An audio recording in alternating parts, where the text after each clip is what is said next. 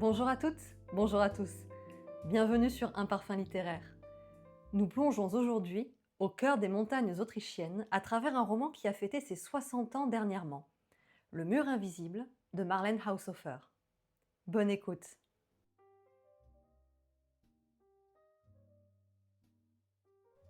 Cela fait 2 ans qu'elle vit, seule, au milieu des montagnes alpines. Elle n'a pas de nom. À quoi cela lui servirait-il? Un nom sert à nous identifier auprès d'autrui, à s'en faire reconnaître. Mais il n'y a plus personne, plus qu'elle. Elle et ses bêtes. Les autres êtres vivants, hommes, femmes, chiens, oiseaux, tous sont morts, pétrifiés, là-bas, derrière le mur. Ce mur, invisible et froid, qui s'est dressé en une nuit, inexplicablement, entre la vallée et le reste du monde. Ce n'est pas vraiment de la science-fiction, ce n'est pas non plus du fantastique. Il n'y a pas de magie, s'il y en avait, la protagoniste pourrait franchir ce mur, quitter le chalet et l'alpage. Non, ce n'est pas magique. Il s'agit, simplement, pour citer Sylvie Camet, d'un pacte de lecture qui va permettre à l'autrice de déployer le récit de cet inconnu. Nous ne saurons jamais comment elle s'appelle. J'ai ouvert cet ouvrage avec curiosité, mais sans attente particulière. J'avais lu le résumé, il m'avait plu, fin de l'histoire. Et peu à peu, au fil des pages, j'ai été captivée, hypnotisée par cette femme obligée de subsister dans un environnement qui n'est pas le sien, elle, la citadine, l'urbaine, qui réalise à 40 ans qu'elle a des mains. Formidable outil naturel, exigence sine qua non de sa survie.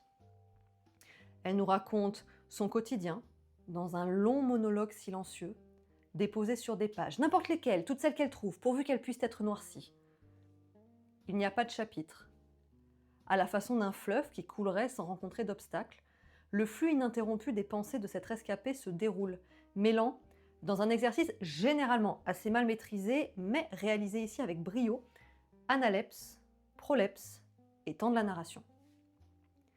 Cet enchevêtrement des temporalités ne gêne nullement la lecture, mais au contraire, nous tient en haleine et nous offre un miroir de nous-mêmes. Car cet anonyme qui va et vient entre passé et présent, c'est vous, c'est moi, c'est finalement n'importe quel être humain devenu inadapté à une vie qu'on pourrait qualifier de traditionnelle ou d'ancestrale. À l'époque où est écrite cette œuvre, en 1963, la société de consommation est en plein essor. On cherche le confort, l'allègement du quotidien, et l'érection soudaine et brutale du mur va ravir à la narratrice cette vie douillette, prise pour acquise, mais qui ne la rendait pas heureuse. Elle ne cesse d'ailleurs de le répéter dans le texte, elle ne vivait pas. Elle est donc enfin face à sa propre finitude. Et tout d'un coup, elle réalise qu'elle ne peut dépendre que d'elle. Alors, elle est pragmatique, elle accepte très vite la situation et elle va s'organiser. Le mur est ainsi assez vite oublié, tout en étant omniprésent, puisqu'il est la cause précise de l'enfermement de la protagoniste. Mais plus on avance dans la lecture, et plus une question semble s'imposer. Peut-on réellement parler d'une prison? Alors, c'est vrai qu'on pourrait reprocher à Marlene Haushofer d'avoir pris soin d'aider son personnage, en lui offrant par exemple un ruisseau accessible, donc de l'eau, une vache, des animaux de compagnie, un fusil, des outils et j'en passe. Bon, néanmoins, je pense vraiment que ces précautions sont en fait tout simplement des conditions narratologiques qui sont nécessaires pour mener à bien les discours sous-jacents qui se trouvent dans l'œuvre et qui ne sont pas du tout des bannières qui sont brandies, des étendards comme ça, aux couleurs chatoyantes, pas du tout. Ce sont plutôt des propositions de réflexion en fait qui s'épanouissent au fur et à mesure qu'on va être emporté dans notre lecture. Alors, le plus évident de ces questionnements, évidemment, va porter sur le rapport de l'être humain à la nature. Ça nous semble couler de source, mais pour de nombreuses personnes, cette réflexion semble avoir été un petit peu oubliée. L'homme, figurez-vous, ne domine pas la nature. Au contraire, il dépend entièrement d'elle. Si je reprends le vocabulaire d'écrasement qui est très cher à notre espèce, on pourrait affirmer donc que la météo dicte l'opulence ou la faim. Alors écrivez faim comme vous le souhaitez, ça peut être faim F-I-N ou faim F-A-I-M, peu importe, toujours est-il que c'est la météo qui dicte cela. Le sol impose la fertilité ou la stérilité. Le froid des montagnes et le vent qui l'accompagne obligent au confinement et savent se montrer hostiles, cruels, mortels. Ainsi donc, la femme de ce récit a le choix, soit embrasser et affronter le dur labeur d'une vie paysanne à la montagne, ou mourir et retourner bien littéralement à la terre. Cette notion de choix, elle est fondamentale et elle définit le personnage. En effet, il n'y a plus qu'elle. Donc, on pourrait se demander à quoi bon vivre, finalement. Qu'est-ce que nous ferions à sa place? Est-ce qu'il ne serait pas plus simple, peut-être, de se suicider, de sauter la vie, avant de devenir trop âgé pour pouvoir subvenir à ses propres besoins? Alors, cette réflexion, la quarantenaire va l'évacuer assez vite. Elle décide de vivre, au moins par amour pour ses bêtes. Elle va donc éprouver la vie, mais aussi la mort, qui va ponctuer régulièrement le récit. Expérience terrible, oui, mais inévitable, puisque la seule chose dont nous sommes certains et certaines dans la vie, c'est que nous allons mourir un jour. Donc une expérience dont nous sommes, dans nos sociétés modernes occidentales, réellement coupés, complètement coupés. Ici, la grande faucheuse reprend sa place tranquillement et femmes comme animaux vont, à un moment donné, nécessairement croiser son chemin. Par ailleurs, les bêtes de la survivante ne lui sont aucunement soumises, c'est-à-dire que le rapport qui existe entre elles est celui d'un échange réciproque. Elle ne leur commande rien, elle ne leur impose rien. Ils sont liés par l'amour, ils se protègent, ils s'offrent des denrées, ils s'offrent du réconfort. C'est une famille, alors certes, particulièrement cosmopolite, vous le constaterez, mais qui désaxe en fait le rapport de l'humain à l'animal, animal qui, à cette époque-là, était uniquement perçu comme objet, comme nourriture sur pattes, comme, vous me passerez l'expression, comme un steak en devenir. Donc, je pense qu'il est important de rappeler que si aujourd'hui les esprits ont lentement progressé concernant la question animale, le bien-être animal, les conditions de vie des animaux, etc., n'oublions pas que c'est un récit qui a été écrit et publié dans les années 60 et ces questionnements-là n'étaient même pas envisagés. Aussi, cette simple décision de vivre va métamorphoser le texte en une expérience qui va devenir existentielle, qui va ouvrir la porte à une liberté nouvelle. Et donc, le postulat de l'enfermement, paradoxalement, devient la condition de cette nouvelle liberté. On est un petit peu proche de Sartre, je pense, en cela, mais je ne vais pas m'engouffrer dans cette digression. Donc pour survivre, notre anonyme se doit de revenir à ce qu'il y a de plus nécessaire, aux besoins primaires, fondamentaux qui nous habitent toutes et tous, en gros, la base de la pyramide de Maslow. Et soudain, elle se trouve désenchaînée du regard de la société, profondément, pour ne pas dire essentiellement, au sens vraiment philosophique du terme, donc le regard masculin de la société. Ce n'est, je crois, aujourd'hui plus un secret pour personne. Les hommes, et j'entends par là le genre masculin, ont créé la société dans laquelle nous vivons depuis des siècles. Elle a été modelée par lui et pour lui. Or, dans cet écrin naturel, le regard, les lois séculaires de l'homme n'existent plus, la camisole est enlevée, et les Alpes deviennent, plutôt qu'une prison, un refuge. Le rapport au corps, par exemple, change. La praticité va prévaloir sur tout, qu'importe le fait d'être belle. La narratrice écrit. Depuis que je vis dans la forêt, je ne m'aperçois pas que je vieillis. Personne n'est là pour me dire comment je suis. Et moi-même, je n'y pense jamais. En effet, le plus important, c'est de pouvoir mener à bien chaque jour, chaque tâche, de pouvoir cultiver la terre, traire la vache, couper du bois. Alors oui, la peau se tanne, le corps maigrit sous l'effort, il est soumis à d'innombrables petits dangers qui pourraient rapidement se transformer en catastrophe mortelle dans cette vallée. Coupures, ampoules, rhumatisme, fièvre. Cependant, si personne n'est là pour regarder le corps de la néo-montagnarde, eh bien elle n'échappe pas à sa propre vue. Écoutez plutôt. Je contemplais mon visage bruni sous le casque de mes cheveux décolorés par le soleil. Il me parut étrange, maigre, avec des joues un peu creuses. Mes lèvres s'étaient amincies et je trouvais que ce visage étranger portait la marque d'un manque secret. Puisque personne n'était en vie qui aurait pu aimer ce visage, il me parut tout à fait superflu. Il était pauvre et nu et j'en eus honte. Je ne voulais plus rien avoir à faire avec lui. Je cherchais un travail quelconque.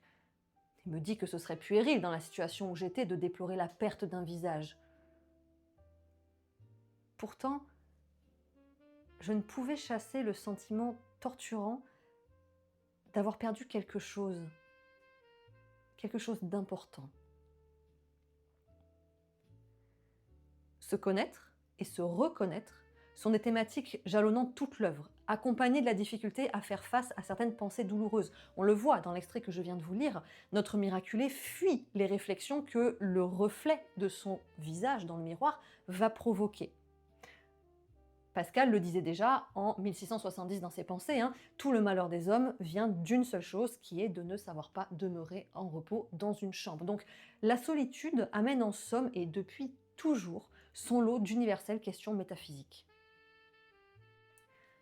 Parmi elles se trouve le rapport au temps. Je me demande où est passée l'heure exacte depuis qu'il n'y a plus d'hommes. Auparavant, j'étais toujours pressée et exaspérée, car partout où j'arrivais, je devais attendre mon tour. La course contre la montre, déjà présente à l'époque et encore plus prégnante aujourd'hui, n'a plus lieu d'être.